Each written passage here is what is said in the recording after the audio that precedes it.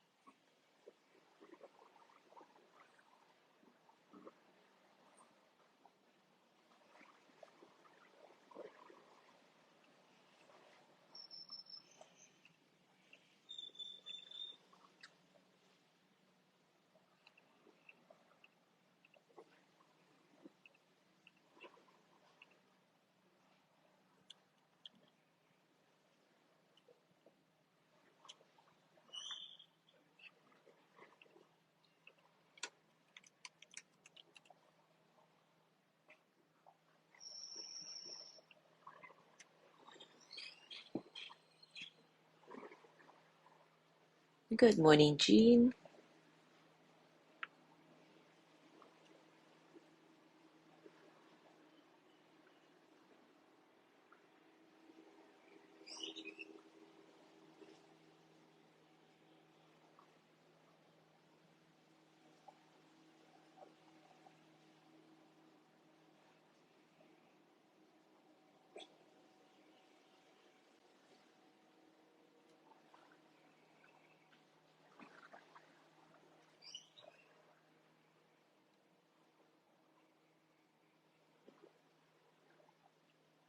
Good morning, Gina.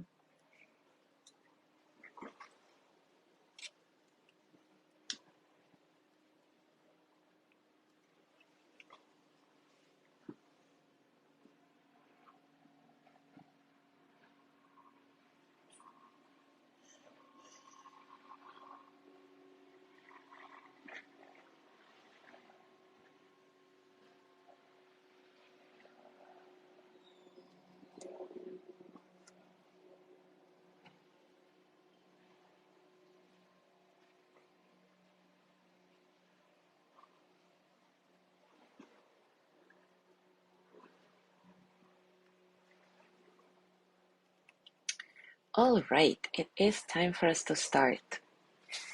Yesterday, we started talking about our inner critic. I'd like to continue this discussion today, refining some points a bit. Sharon Salzberg writes, mindfulness helps us see the addictive aspect of self-criticism, a repetitive cycle of flaying ourselves again and again, feeling the pain anew each time. The inner critic may become a kind of companion in our suffering and isolation. As long as we judge ourselves harshly, it can feel as if we're making progress against our many flaws. But in reality, we are only reinforcing our sense of unworthiness. When we start to pay attention, we notice how quickly the critic jumps in, even when something good happens. If people befriend us, our critic may whisper that if they only knew how insecure and defective we are, they wouldn't stick around for long. Or say you've just run a marathon. Are you celebrating the fact that you trained, ran, and finished? Or are you bashing yourself for being the last person to cross the finish line? Still, while under the tyranny of the inner critic, we believe that self-love depends on constant striving, success, and the love and admiration of others. In other words, we will be lovable only when or if we get that promotion, master public speaking, drop 15 pounds, never lose our temper, exhibit fear, or cry in front of our children. Burdened by such impossible standards, learning to treat ourselves lovingly may at first feel even like a dangerous experiment. We may think, well, if I constantly practice self-acceptance, aren't I just allowing myself to be lazy? Of course, the key here is to recognize the difference between self-preoccupation and self-love. Often when we believe we are practicing self-control or self-discipline, we are actually confining ourselves inside an overly analytical, self-conscious mental chamber. And this precludes us from giving and receiving love, both from others and ourselves. Though it may seem productive to cling to the voice of inner critic in a culture that extols self-discipline and control, it turns out that the reverse is actually true. Studies show that just as stress causes our cortisol levels to rise, self-criticism initially can make us feel motivated, but we are not energized sustainably by it, not connected to our creativity and self-trust. So self-blame eventually leads to passivity, not intelligent awareness and resolve. And over time, the critic's voice saps our energy, leaving us completely depleted, frozen, and afraid.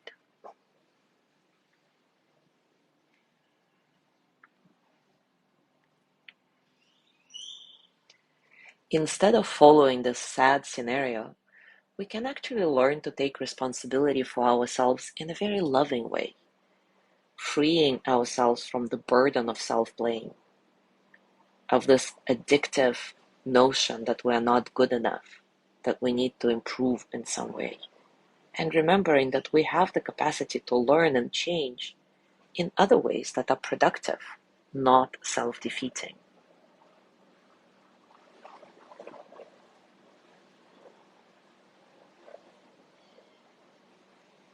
One really good way to redirect your attention from self-blame to self-love is to remember your basic goodness, the innate goodness we all have within. The point of this practice is not to deny our mistakes, but to realize that it's simply not productive to ruminate on the things you regret and mistakes that you've made. Because when we do this, we simply rehearse all these regrets and all these mistakes over and over again, over-analyzing them, creating stories around them, basically reinforcing the pain and alienation they've already caused us. On the other hand, when you recognize and reflect on even one good thing about yourself, you're building a bridge to a place of kindness and caring. And standing in that place increases your ability to look honestly and directly at whatever is difficult and gives you the energy and courage to move forward. So let's do this practice together now, remembering our basic goodness. Take a comfortable position and take a few moments to settle.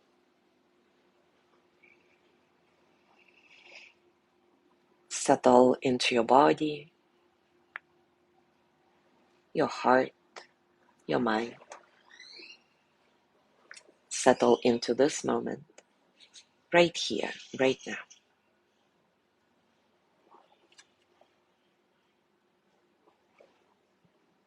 Allow your breath to be natural, soft, spacious,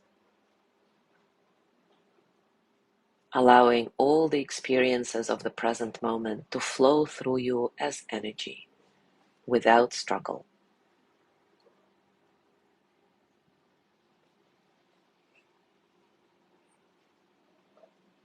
And now bring to mind just one thing you have done or said recently that you feel was kind or good. It doesn't necessarily have to be newsworthy.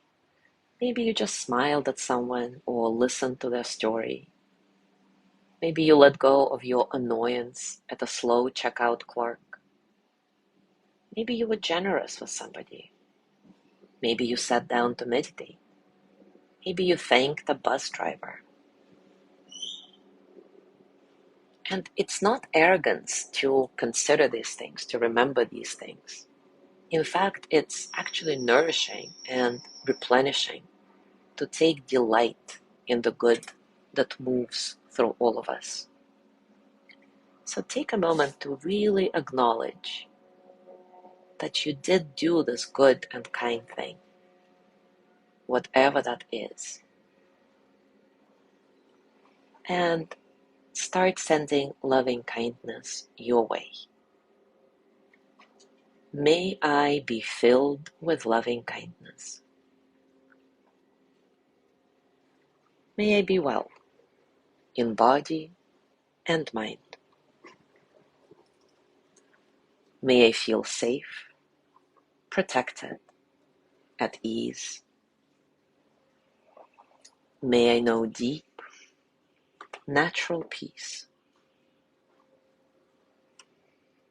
May I be filled with loving kindness. May I be well in body and mind. May I feel safe, protected, at ease. May I know deep, natural peace. Now think of a quality or skill in yourself that you like or appreciate. Again, it doesn't have to be anything earth-shattering. Maybe it's your enthusiasm to help others, or your ability to maintain calm in challenging situations. Whatever it is, once again, take a moment to acknowledge that you, in fact, possess this nice quality, this skill, and send loving kindness to yourself again. May I be filled with loving kindness. May I be well in body and mind.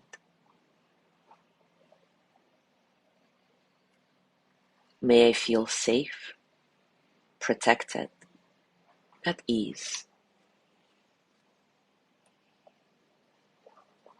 May I know deep, natural peace. May I be filled with loving kindness. May I be well in body and mind. May I feel safe, protected, at ease. May I know deep, natural peace.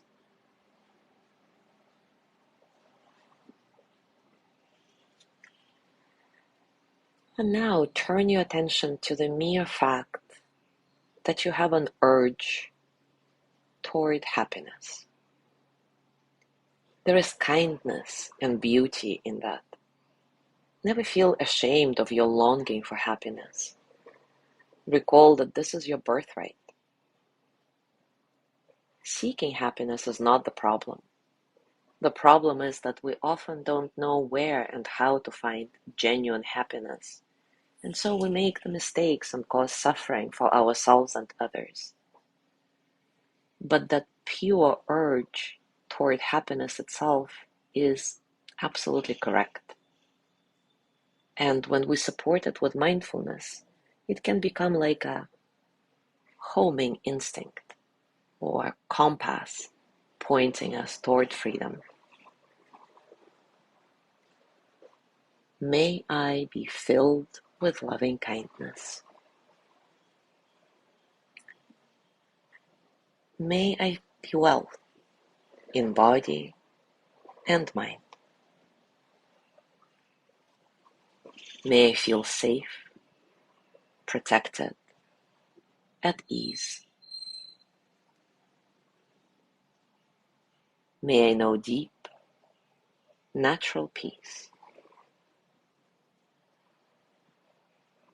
May I be filled with loving kindness. May I be well in body and mind. May I feel safe, protected, at ease. May I know deep, natural peace.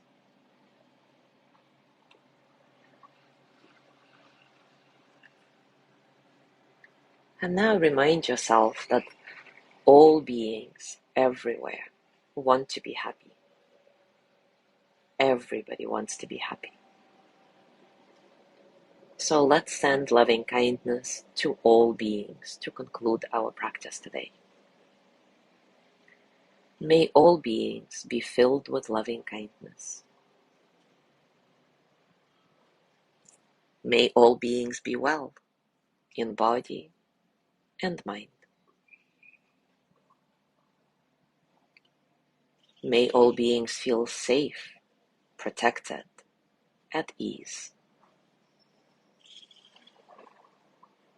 May all beings know deep, natural peace.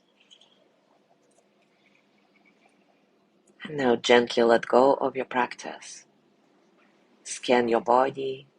As always, notice what's going on for you right now, physically, emotionally, mentally. How are you, really?